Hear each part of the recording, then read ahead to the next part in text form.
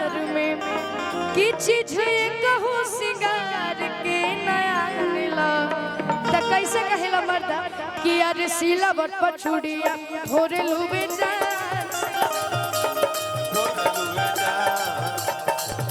अरे सीला बट पर छुड़िया भोरे लुबे जा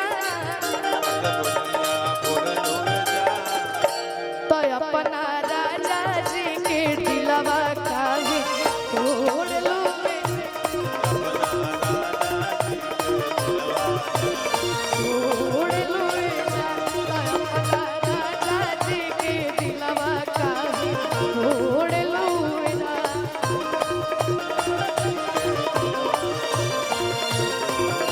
हो राजा पहले नियम नहीं मानेला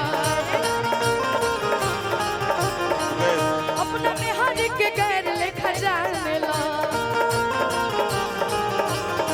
हो कभी भइले बलम तहरा प्यार में चीज ये कहू सिंगार के नया नेला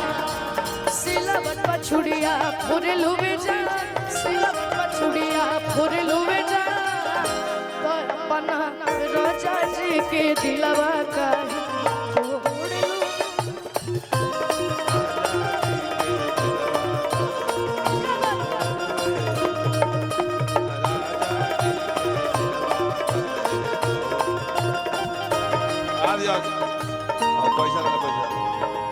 पैसा पर ध्यान दो। हमारे संतोष सिंह जी की तरफ से ढेर सारा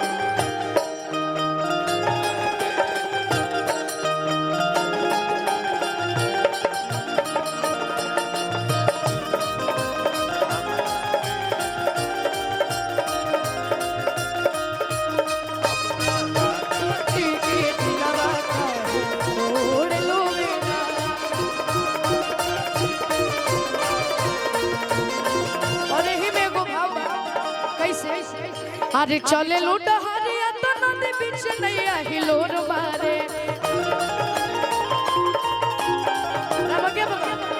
लेकिन ऐसे ना हम चाहता नहीं तनी भाव में हाँ आ जाते कैसे कहे के बा अरे चले लूट हरिया तो नदी बीच नैया हिलोर मारे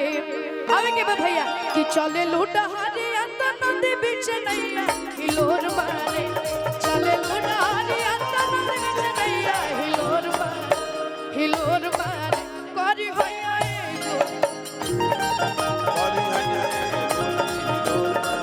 करी भैया गोरी हिलोर मारे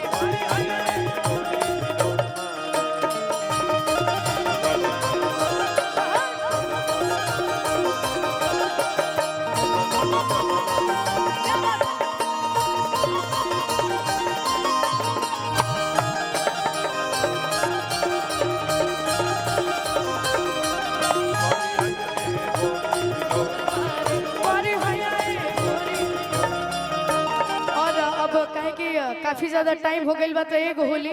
किसिया निकले अब